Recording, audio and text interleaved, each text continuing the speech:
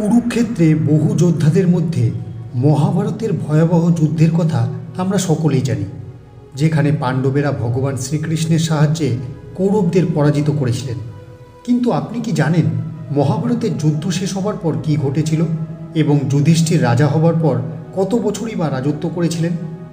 বন্ধু, পুরাণের গল্পগাথার আরও একটা নতুন এপিসোডে আপনাকে জানাই স্বাগতম। আপনি যদি আমাদের চ্যানেল এখনও সাবস্ক্রাইব না করে থাকেন তবে ঝটপট আমাদের চ্যানেল সাবস্ক্রাইব করে নিন। আর আমাদের চ্যানেলের প্রতিটি ভিডিওর নোটিফিকেশন সবার প্রথমে পাওয়ার জন্য পাশে থাকা বেল আইকন প্রেস করতে ভুলবেন না। তাহলে চলুন শুরু করা যাক আজকের ভিডিও। মহাভারতের যুদ্ধ শেষ হলে যুধিষ্ঠিরকে হস্তিনাপুরের রাজা হিসাবে ঘোষণা করা হয়। আর যখন যুধিষ্ঠিরের রাজ্যাভিষেক চলছিল সেই সময় গান্ধারী তার পুত্রদের মৃত্যু শোকে ব্যথিত ছিলেন। পুত্র শোকে ব্যথিত গান্ধারী ভগবান শ্রীকৃষ্ণের সামনে এসে তাকে অভিশাপ দিয়ে বলেন যে তুমি আমার পরিবারকে যেভাবে ধ্বংস করেছ সেভাবে তোমার পরিবারও ধ্বংস হবে এবং এই একই যন্ত্রণার মধ্য দিয়ে তোমাকেও যেতে হবে। পাণ্ডবেরা ৩৬ বছর হস্তিনাপুরে শাসন করেছিলেন, কিন্তু অন্যদিকে দ্বারকায় ভগবান শ্রীকৃষ্ণকে দেওয়া অভিশাপের কারণে সেখানকার অবস্থার অবনতি হতে থাকে।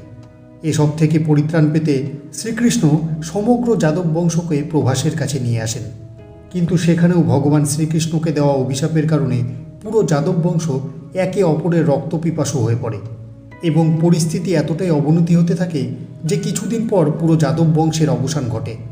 এই ভয়ঙ্কর হত্যাকাণ্ড বন্ধ করার জন্য ভগবান শ্রীকৃষ্ণ অনেক চেষ্টা করেছিলেন, কিন্তু তিনি ব্যর্থ হন। একদিন ভগবান শ্রীকৃষ্ণ একটি গাছের নিচে বিশ্রাম নিচ্ছিলেন। তখন এক শিকারী তাকে লক্ষ্য করেন, কারণ ভগবান শ্রীকৃষ্ণ মৃত্যুভূমিতে জন্মগ্রহণ করেছিলেন, তাই এটা নিশ্চিত ছিল যে তাকে একদিন না একদিন মানব দেহ ত্যাগ করতেই হবে। তাই ভগবান শ্রীকৃষ্ণ দেহত্যাগ করে বৈকুণ্ঠের দিকে চলে যান। এরপর ব্যাসজিও যুধিষ্ঠিরকে বলেন যে এখন তার জীবনের উদ্দেশ্য শেষ হয়ে গেছে।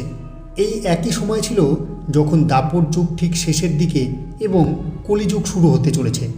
তা দেখে যুধিষ্ঠির তার পৌত্র পরীক্ষিতের হাতে হস্তিনাপুরের রাজ্য হস্তান্তর করেন এবং নিজে হিমালয়ের দিকে চলে যান। যুধিষ্ঠিরের এই যাত্রায় তার 4 ভাই ও দ্রৌপদী তার সাথে ছিল। হিমালয়ের পথ ছিল অত্যন্ত কষ্টকর এবং বাধায় পরিপূর্ণ, যেখানে ভ্রমণ করা ছিল অত্যন্ত কঠিন। ধীরে ধীরে সবাই যুধিষ্ঠিরের পাশ ছেড়ে যেতে লাগলেন। এর শুরু হয় দ্রৌপদীর সাথে এবং শেষ পর্যন্ত ভীম দেহত্যাগ করেন। কারণটি ছিল তার অহংকার থেকে উদ্ভূত বিভিন্ন সমস্যা। একমাত্র ধর্মরাজ যুধিষ্ঠিরই তার দেহ নিয়ে স্বর্গে যেতে পেরেছিলেন। এই পুরো যাত্রায় একটি কুকুর ছিল তার সাথে। যুধিষ্ঠিরের সাথে থাকা কুকুরটি স্বর্গের দরজায় পৌঁছে যমরাজে পরিণত হয়। বাস্তবে যমরাজই যুধিষ্ঠিরকে কুকুর রূপে স্বর্গের পথ দেখিয়েছিলেন।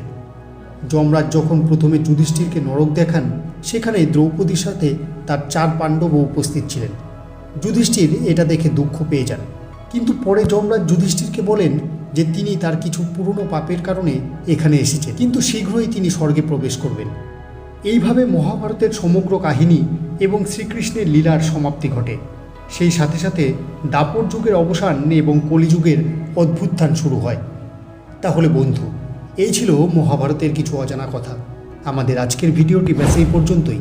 আমাদের আজকের এই উপস্থাপনা আপনার কেমন লাগলো সেটা নিচের কমেন্ট বক্সে কমেন্টস করে জানিয়ে দিন। আর আমাদের ভিডিওটি যদি আপনার ভালো লেগে থাকে তবে একটা লাইক করুন আর শেয়ার করে দিন আরও বন্ধুদের কাছে। তাহলে আরও একটি নতুন কাহিনী নিয়ে দেখা হবে পরবর্তী ভিডিওতে।